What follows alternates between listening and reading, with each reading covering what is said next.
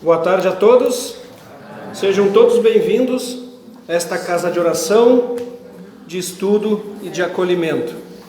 Celso, tira o eco ali, por favor.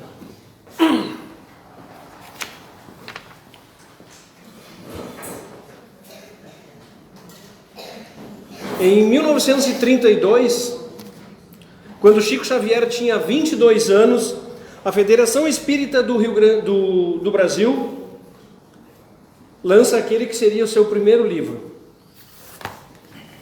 Parnaso de Além-Túmulo, uma coletânea de poemas psicografados de autoria de vários poetas brasileiros e portugueses, como Augusto dos Anjos, Castro Alves, Olavo Bilac e Dom Pedro II, que foram ao longo de várias e várias edições sendo incluídos novos poetas e novos poemas, até a sua 8ª edição em 67, quando foi finalizada, totalizando 259 poemas de 56 poetas diferentes.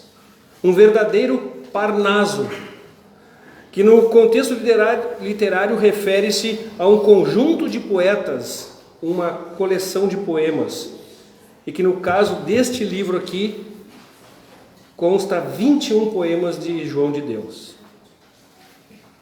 João de Deus da Nogueira Ramos nasceu em Portugal em 1830, advogado, pedagogo e poeta. Desencarnou em 1896, aos 65 anos. No dia 13 de setembro de 1945, numa reunião mediúnica de fundação desta casa, um espírito de elevada moral se manifesta, informando que será o mentor da casa. Era o poeta português, que a partir de então empresta seu nome para a fundação da Sociedade Espírita João de Deus. Para homenagear o nosso mentor, nós convidamos um outro João, João Bolívar, o mais jovem trabalhador desta casa, que irá recitar um poema de João de Deus, que faz parte do livro Parnaso de Além-Túmulo.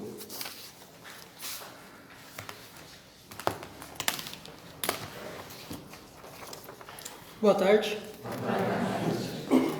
A prece.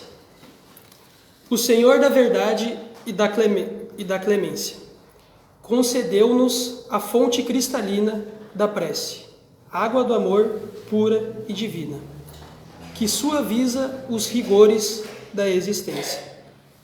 Toda oração é a doce quintessência da esperança ditosa e peregrina, filha da crença que nos ilumina os mais tristes refolhos da consciência.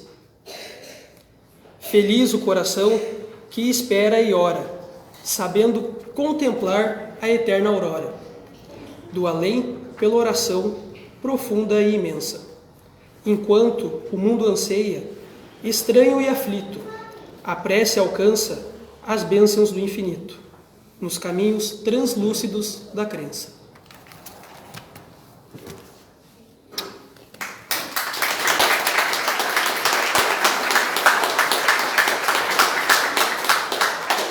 Deu para ver que é meu filho, né? Que o pai se emociona, enfim. Harmonizados que estamos, então, levamos nosso pensamento a Deus, ao nosso mestre e amigo Jesus e aos espíritos benfeitores dessa casa, rogando que os bálsamos de bondade, os bálsamos de luz possam cair sobre todos nós e que nós possamos sair daqui melhores do que aqui adentramos. Pedimos, Senhor, força e resignação para que sigamos na senda do bem, buscando aquilo que todo bom espírita procura, a nossa melhoria moral. Agradecemos mais uma vez e pedimos um amparo todo especial ao nosso palestrante de hoje, que seja bem intuído e consiga passar aquela mensagem que preparou para nós. Que assim seja. Para encerrar então as comemorações de 80 anos da nossa amada Casa Espírita, seremos brindados com a exposição do Andrew Quadros, abnegado trabalhador da Federação Espírita do Rio Grande do Sul, multiplicador da área da infância e da juventude, vice-presidente da UME de Eldorado e trabalhador do Educandário Espírita Nosso Lar. Autor do livro Jovem, Por que te detens? Antônio veio à escola, A lição do papel e Talentos do coração. Todos disponíveis à venda a quem tiver interesse. Agradecemos a presteza e o desprendimento do Andrew de vir à Cachoeira, trazendo seu conhecimento e sua visão de jovem trabalhador da seara espírita. E lembramos que após a exposição, o Andrew participará de uma roda de conversa. Quem quiser está convidado, e os pais que trouxeram seus filhos, depois a evangelização ali vai estar aberta para que os filhos fiquem ali e vocês possam participar da nossa roda de conversa. Então agradecemos, e Andrew, é tudo contigo, meu querido. Obrigada. Fiquei ouvindo o Sandro falar, fiquei procurando quem era o palestrante.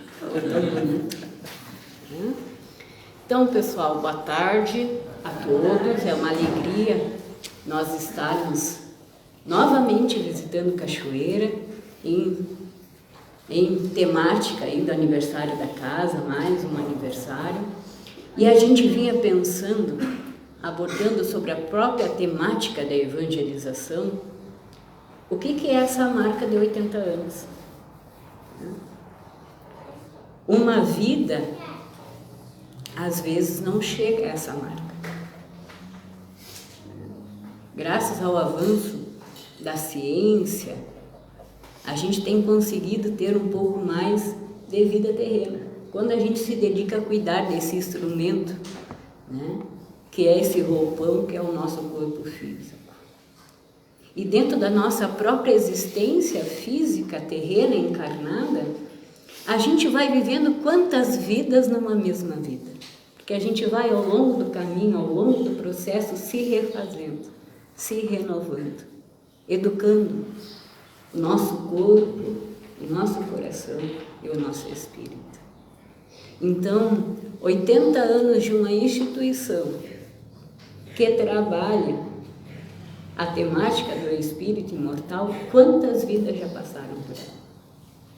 Quantos corações já foram tocados?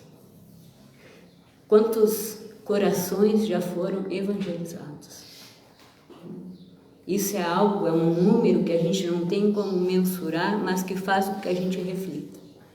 O nosso papel de estarmos aqui e agora.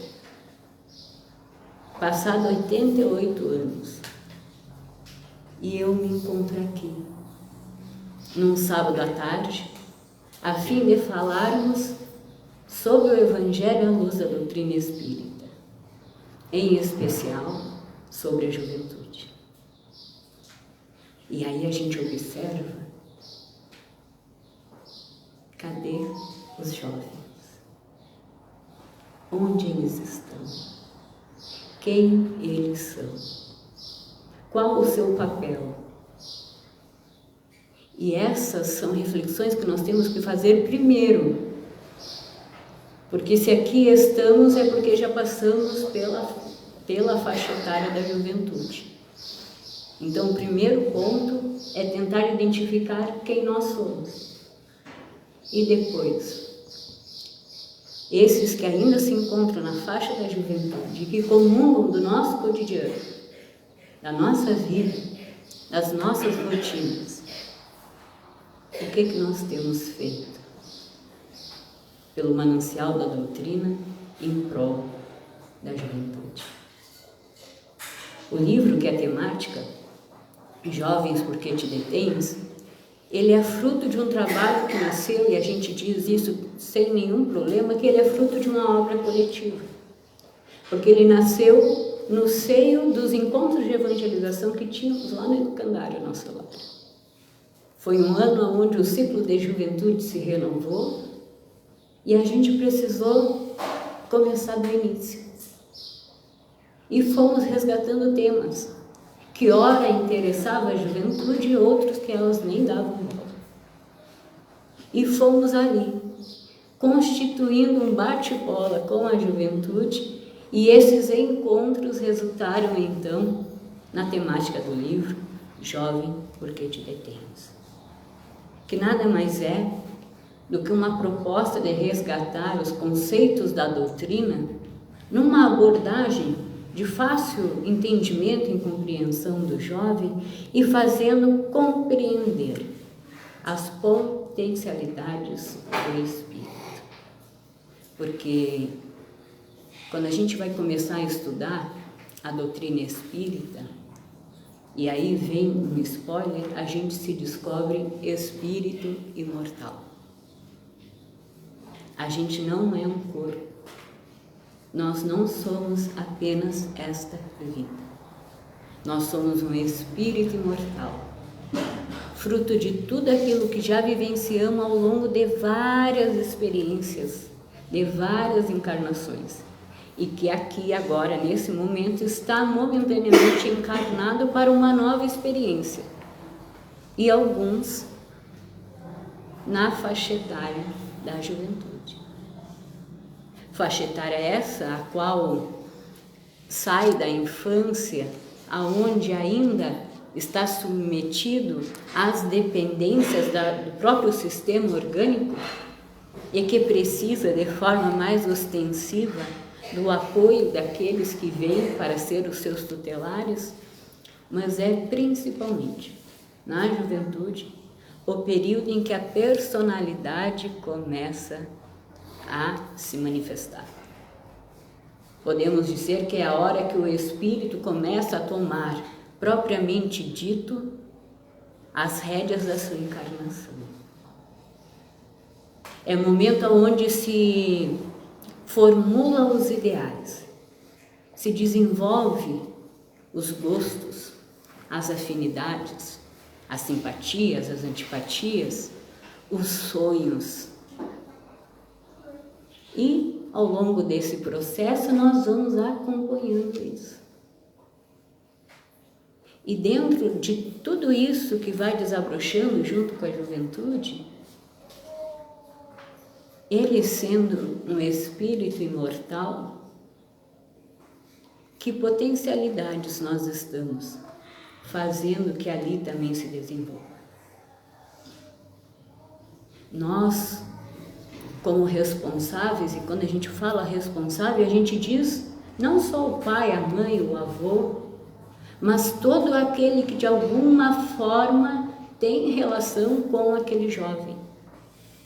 Porque nós somos, em primeira instância, pela própria lei de sociedade, seres gregários. Ou seja, nós somos interdependentes. Nas nossas relações, dependemos uns dos outros e, consequentemente, nos influenciamos. Então, nem que seja um bom dia ou a falta dele, porque às vezes o silêncio também fala alguma coisa, por mais que a gente conheça ou não conheça a outra pessoa, a gente nunca mais é o mesmo ao se relacionar com alguém. E diante aos jovens que comungam o nosso cotidiano, quais são os valores que nós temos entregue? Temos caminhado por uma sociedade que desenvolve hoje um raciocínio e uma inteligência tão veloz quanto os avanços da internet e da tecnologia. Pelo próprio fruto do conhecimento que vai se desvendando de forma tão rápida, valores e padrões vão se alternando ao mesmo tempo que novos elementos são descobertos. Ao passo de que um dia para o outro, aquilo que a gente acreditava que era verdade, pela própria ciência, a gente descobre que não é mais.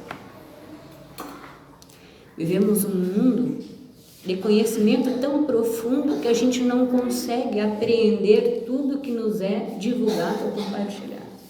Vivemos um frenesi, que faz parte do nosso próprio progresso racional, da nossa inteligência. Faz parte de uma das asas, como nos diz Emmanuel, do próprio processo de evolução do espírito, que é progredir o intelectual e o espiritual.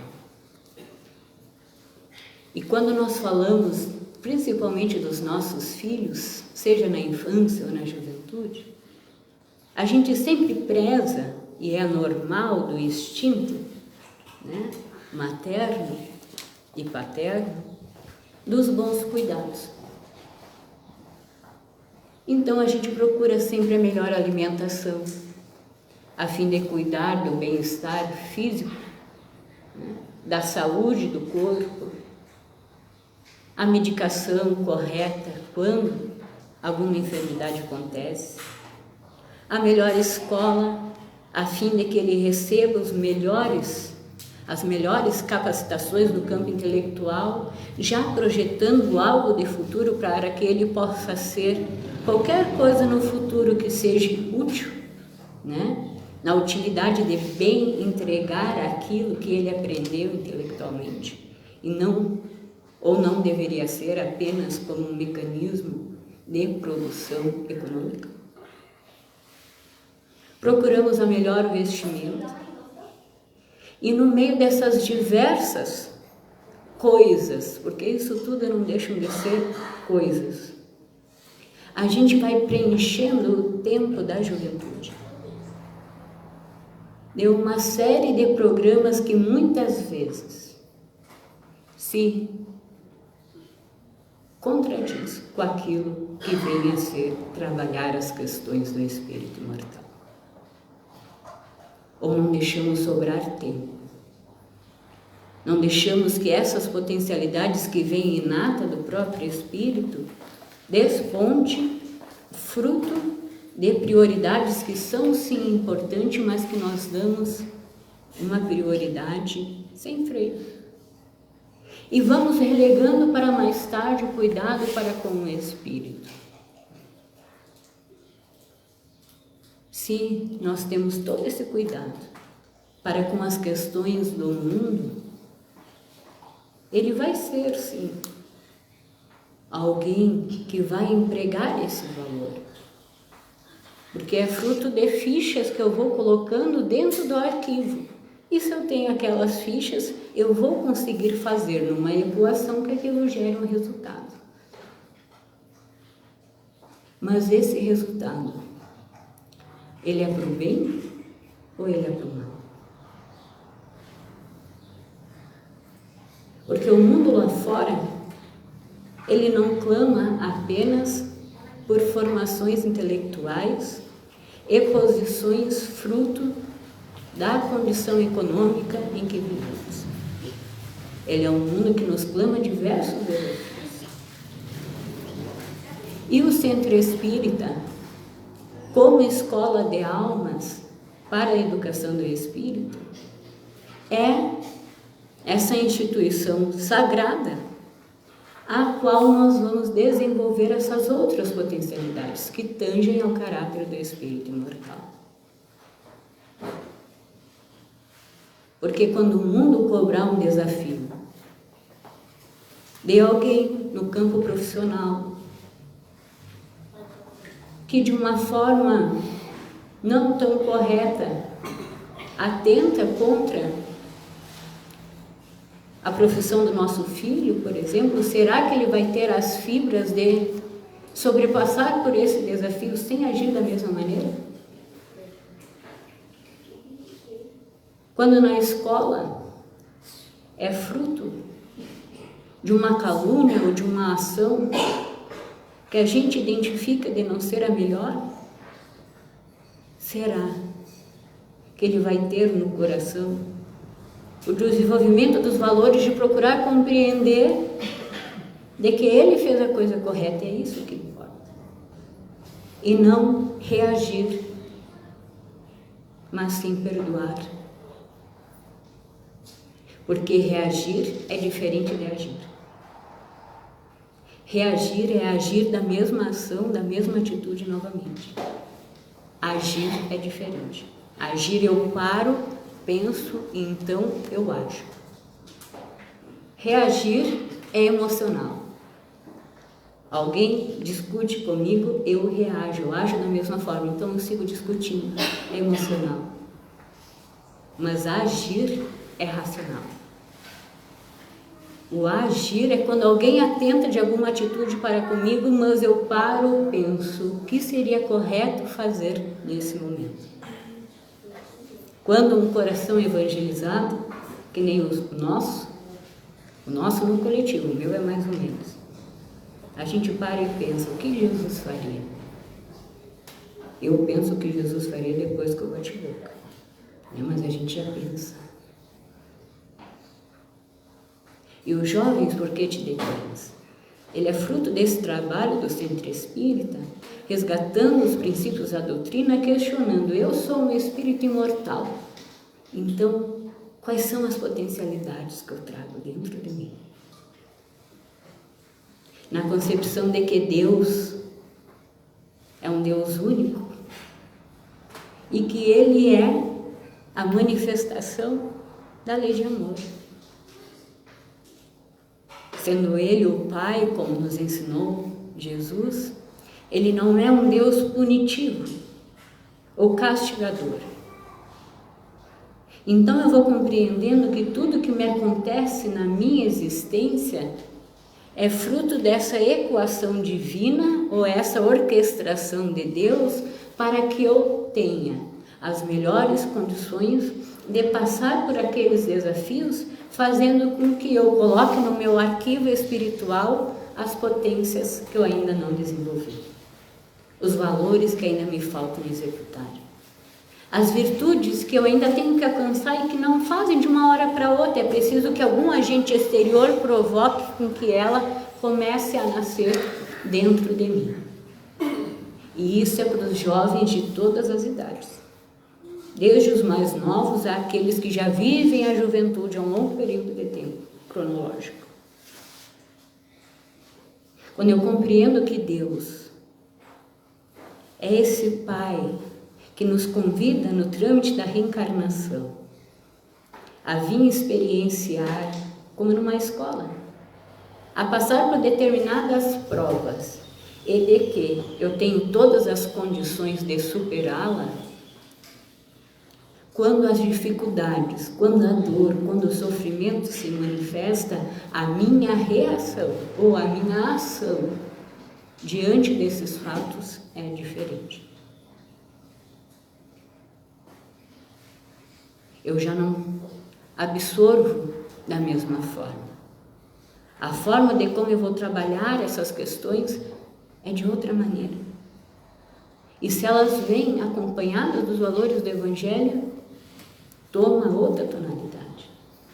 É por isso que lá no capítulo 2, Kardec, na sua metodologia educativa, coloca o ponto de vista, renunciando de que todos aqueles valores contidos no Evangelho, se não tivesse a ótica da imortalidade do Espírito, e esse é o segundo ponto que nós vamos tocar, de nada vale. Porque o nosso pensamento seria apenas no aqui e agora. E aqueles valores do Evangelho é todos para a vida imortal.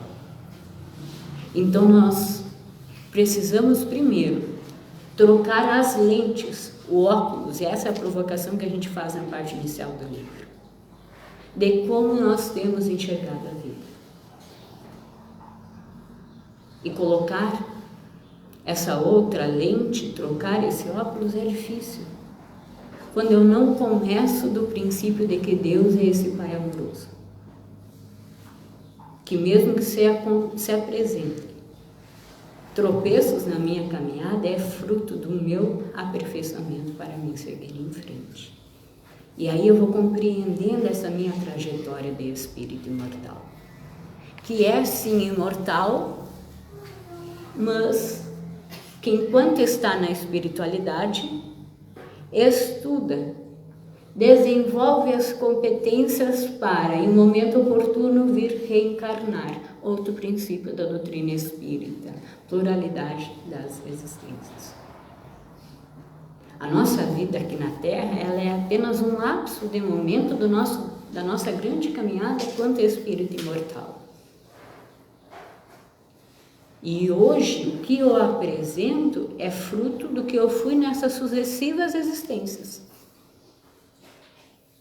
Eu não preciso saber se eu fui um grande médico, se eu fui um fariseu, um plebeu, se eu fui Cleópatra ou algum outro nome famoso no passado. Se eu sou fruto das minhas existências, é só eu analisar. Como é o meu comportamento hoje? Quais são as minhas inclinações? Eu tenho um olhar mais empático ou sou um pouco mais pavio curto? E isso vai ser o reflexo das nossas encarnações, porque não importa quem nós fomos, nós já não somos mais aquilo que nós somos ontem, mas aquilo que eu sou hoje, aí eu preciso mudar. Preciso me aperfeiçoar, preciso melhorar. Então, se eu tenho qualquer coisa de impaciência, aí a gente já encontra a nossa missão nessa existência. É isso que eu tenho que trabalhar. E aí nós entramos em comunhão com a espiritualidade e fazemos a nossa prece, porque compreendemos que no exercício da prece, através de uma comparação que nós fazemos, que é quase um processo de Wi-Fi, quando nós nos conectamos com a espiritualidade, a gente recebe a troca de dados de navegação, né? O envolvimento, a intuição necessária para bem passar por aqueles momentos de dificuldade. Mas a caminhada é nossa. E aí nós pedimos, Senhor, preciso de paciência. E aí na nossa caminhada apresenta um irmão difícil que declama de nós um pouco mais de atenção. É um instrumento da paciência para que nós possamos vivenciar. Porque aquilo só vai fazer morada no nosso coração quando nós vivenciarmos. E aí vem um ponto muito interessante quanto aos grupos de evangelização.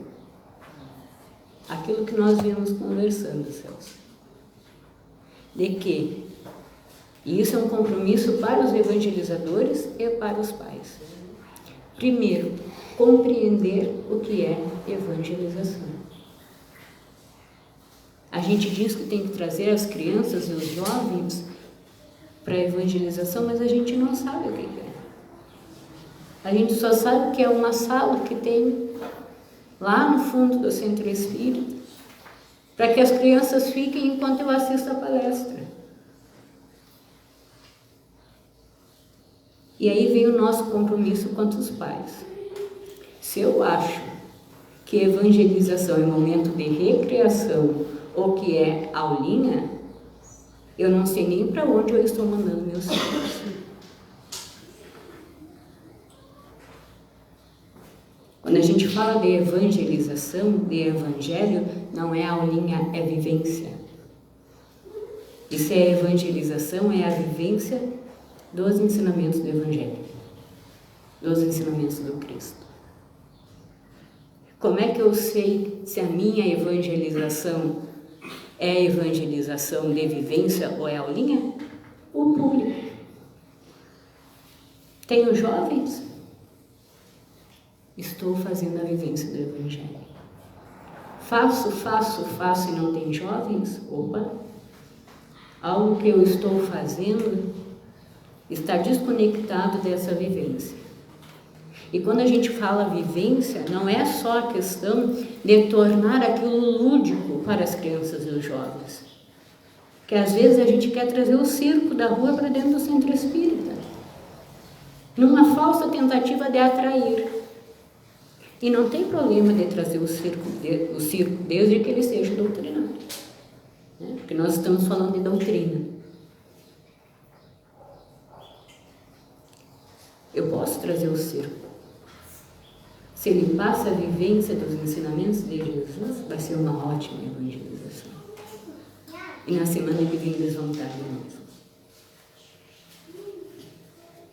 Então eu invisto do tempo dos jovens, das crianças, a potencializar fatores intelectuais, culminando numa agenda de estímulos que muitas vezes não condizem com os anseios espirituais. O Rio Grande do Sul é líder no ranking de suicídios infanto-juvenil dos 9 aos 21 anos.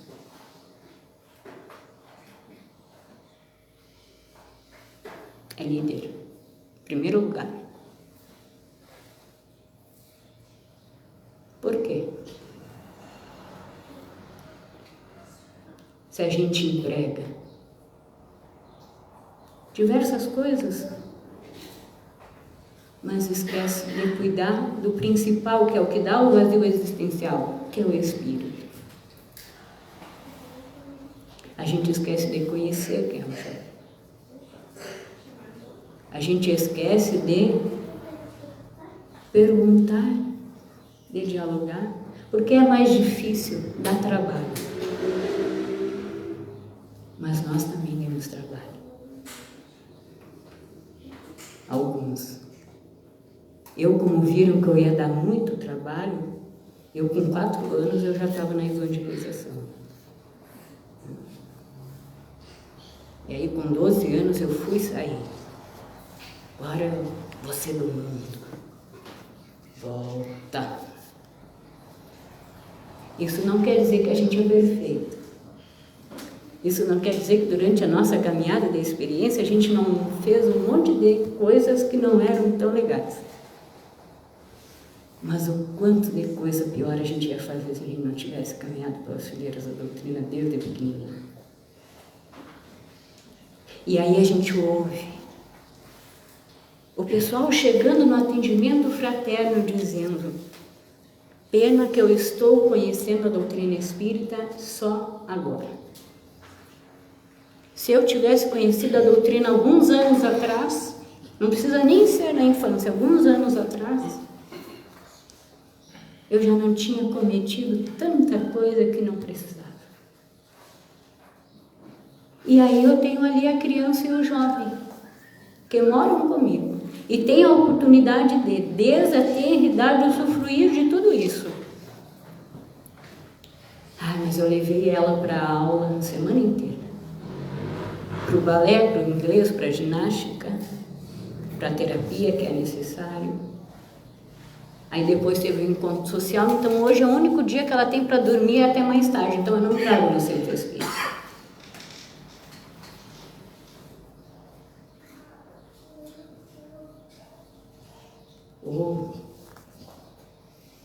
Porque eu quero que primeiro ela cresça e tenha os seus próprios ideais para depois escolher se ela vai querer ser espírita ou não. Até ter os seus ideais, os ideais do mundo já corromperam. Se eu não espero ela decidir se quer ir ou não no médico para levar, eu também tenho que vestir do mesmo valor para com o centro espírita, afinal é as crenças que eu tenho. Então, enquanto ela está naquele período da infância, que os espíritos dizem, Emmanuel em O Consolador, que é comparado a uma massa de moldar, onde todos os valores que eu emprego até os 7, 10 anos vão moldar a personalidade que agora se apresenta. É a oportunidade que nós temos de investir os valores morais da doutrina. Mas a gente acha que eles não vão entender. Então a gente deixa em casa brincando. Sendo que a evangelização é a vivência. Por que a gente não pode apresentar a brincadeira com Jesus? E aí, depois, quando os vazios se apresentam, quando a falta de concepções morais vão se apresentando e isso vai criando conflitos internos, a gente não sabe nem como acessar e nem como ajudar. E aí vem a responsabilidade para com pais. O que eu tenho entregue, o que eu tenho oportunizado, para que algum momento do dia eu possa envolver aquela criança e aquele jovem com os valores do Espírito, com os valores do Evangelho. Muitos dirão, eu faço o Evangelho no lar. Já é uma iniciativa lustral. Eu, às vezes, esqueço da correria do Evangelho no lar. Às vezes eu vou fazer atrasado, peço desculpa pelos espíritos. A gente vive tão atribulado. E aí, quando a gente faz o Evangelho no lar, a gente, mas o jovem não quer participar. Mas não é um encontro do lar? Assim como a gente compartilha com os jovens as atribuições para a boa harmonia física do lar, ajudar nas questões da casa, no organograma, na rotina, ele também é responsável pela atmosfera espiritual, ele também comunga daquele lar, então participa do Evangelho no lar. Minha irmã era assim, entrava muda e saía calada, completamente contra o Evangelho no lar, mas participava. Depois que a gente já não morava mais junto, ela já não continuou com o hábito do Evangelho no lar. Agora ela está com uma filha de 1 ano. Aí ela olha o desenvolvimento humano da criança, que é uma coisa linda. Aí de vez em quando ela me liga, diz assim, lembra que tu comentava no Evangelho do Lar alguma coisa nesse sentido? Eu acho que é isso. Mas tu não gostava? Só que a gente tem que fazer também o Evangelho no lar uma coisa que seja acolhedora a todos, porque esse é o objetivo do Evangelho. Ninguém faz uma janta com o objetivo de guerra. Então, por que às vezes eu uso do Evangelho do lar? Para abrir um texto que muitas vezes é o acaso, mas eu uso daquela lição como uma cláusula condenatória para fazer com que os outros apreendam de que eles estão fazendo alguma coisa errada. E torna o meu momento, que é tão delicioso do Evangelho do lar, um momento de guerra, de condenação, de crítica. E aí eu reclamo que ninguém quer fazer o Evangelho no lar comigo.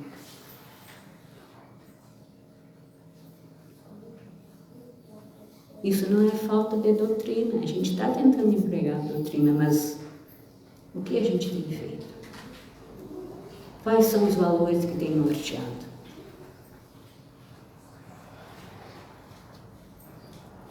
E dentro disso a gente sempre tem que refletir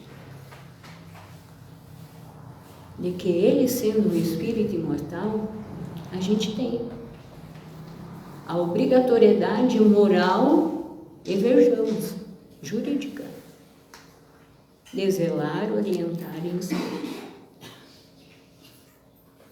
A gente tem. De um lado, a gente até pode estar fazendo bem o serviço, mas agora do lado espiritual. O quanto de tempo eu tenho disposto? E essa é uma pergunta que a gente vai se repetindo ao longo do livro inteiro. Mas aqui numa abordagem mais direta ao jovem, a investir as questões do espírito. E aí, quando a gente fala em questões de espiritualidade do Evangelho, a gente não precisa que aquele jovem se intitule espírita. Isso vai ser consequência.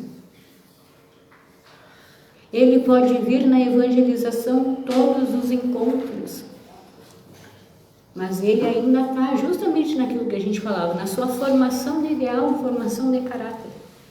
Se ele vai querer ser espírita no futuro, vai ser consequência. Se nós, pais e evangelizadores, conseguimos despertar na juventude esses valores. E aí, uma chamada de atenção aos evangelizadores. A gente tem falado muito de protagonismo juvenil no movimento espírita. Protagonismo juvenil não é transformar o jovem em mão de obra. Não é lembrar do jovem apenas quando tem um evento e precisa de gente para carregar cadeira, para colar cartaz e reportar alguma coisa. É fazer com que o jovem vivencie a sua participação, pertencimento, se sinta pertencente dentro do centro e do movimento espírita. Que às vezes a gente fica feliz, olha, nós temos todos os ciclos, desde os bebês aos jovens. Mas aí quando chega as criancinhas faceiras, e criança faz barulho, a gente já começa a inibir. Quando o evangelizador pensa, vamos cantar uma música, não pode, vai atrapalhar a palestra. Ou os espíritos devem ter medo de barulho, não pode. Tem que fazer silêncio. Tudo bem que às vezes, né, quem é evangelizador sabe, a gente se empolga. Né? Às vezes é normal a gente, né, cantar um pouco acima do tom. Mas não faz mal cantar música. Então a gente tem que cuidar. Porque às vezes a gente tem evangelização que cada vez mais evacua. Por quê? Porque ali as crianças e os jovens não têm oportunidade nem sentimento de pertencimento. E se eu chego e não me sinto pertencente, não me sinto parte, para que eu vou querer vir?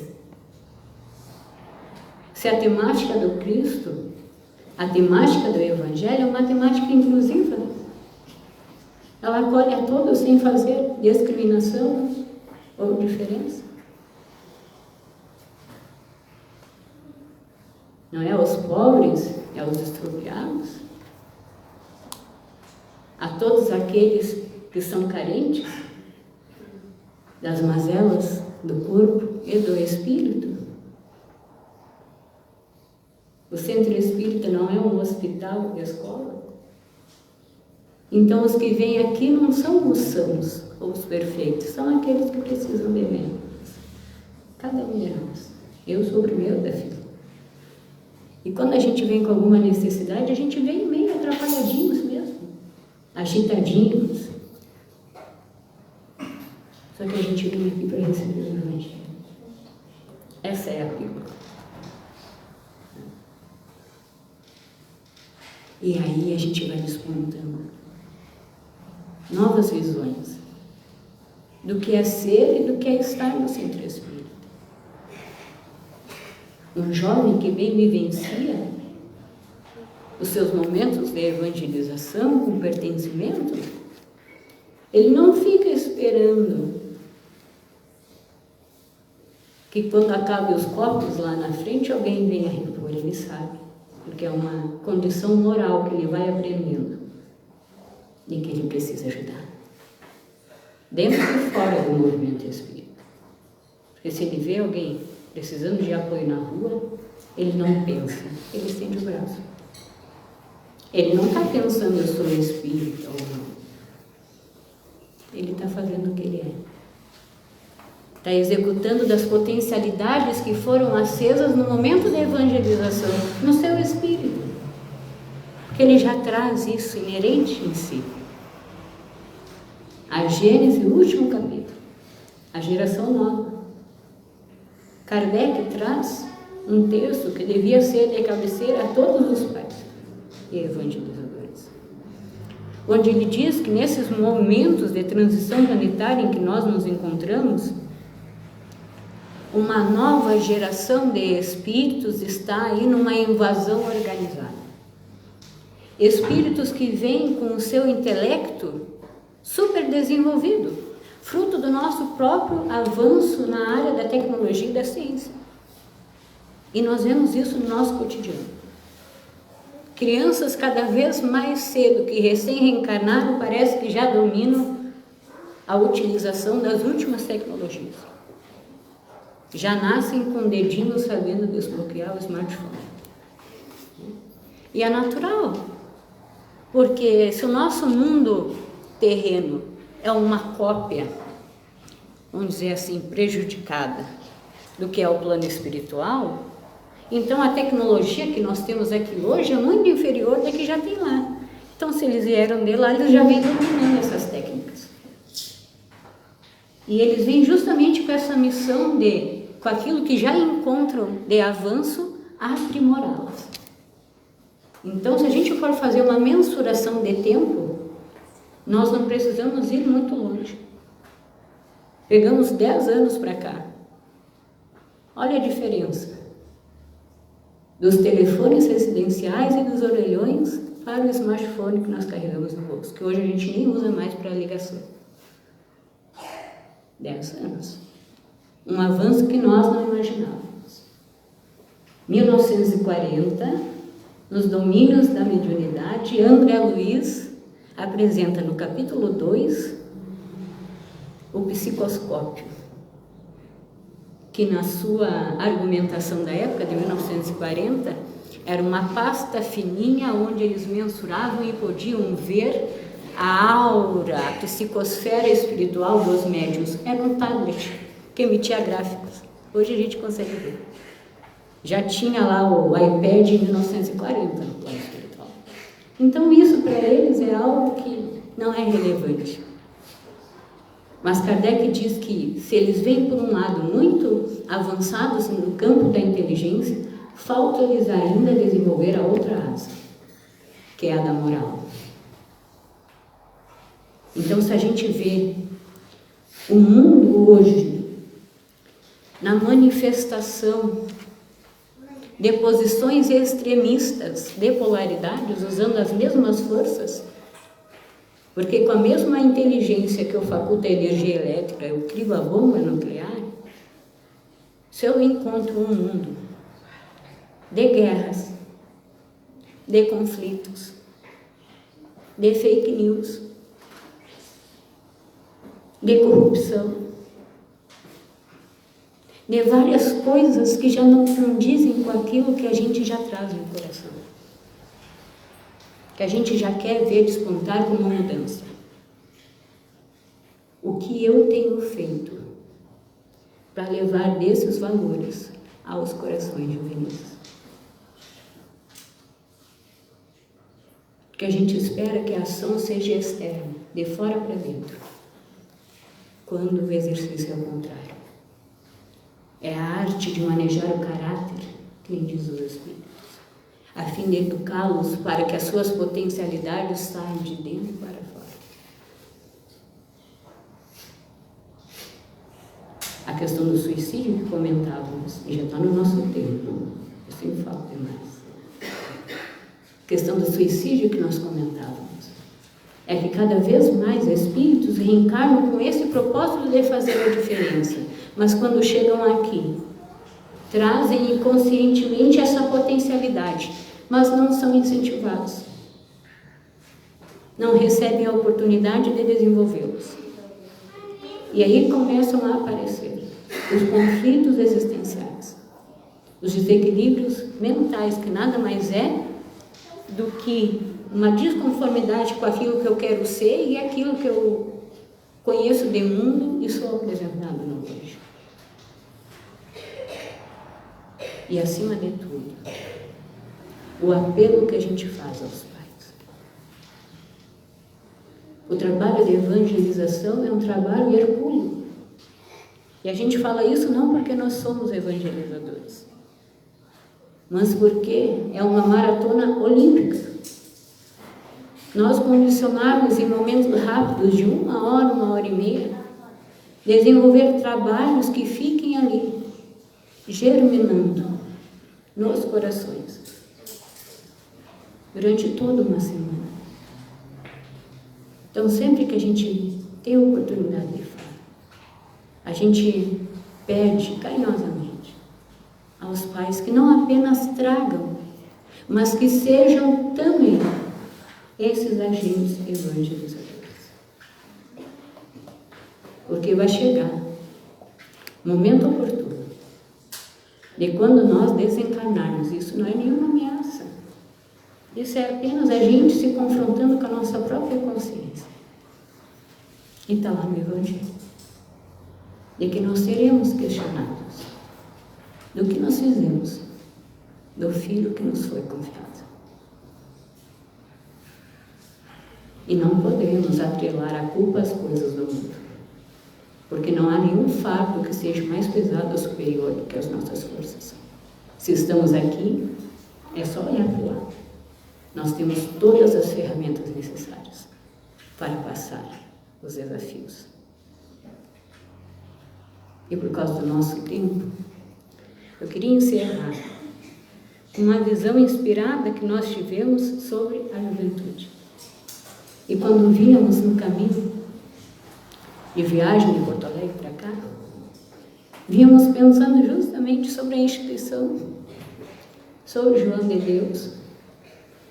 E nós temos, assim, de uma forma muito empobrecida, estudado alguma coisa da literatura em função dos próprios livros que nós escrevemos em torno da infância e sentimos o envolvimento para um pequeno soneto alusivo à juventude que nós anotamos assim de forma muito... E para nós encerrarmos então, queríamos compartilhar aonde, através do envolvimento, o amigo espiritual dizia: juventude outoneira, na seiva do coração, é semente verdadeira de luz e renovação. Desponta talentos no ser, é o labor da mocidade, que apreende no seu crescer na escola da eternidade. Rumo à vida imortal, segue o jovem em jornada, na lei da vivência do amor universal, na manifestação da alma evangelizada. Era isso que nós queríamos compartilhar na tarde de hoje. Obrigada.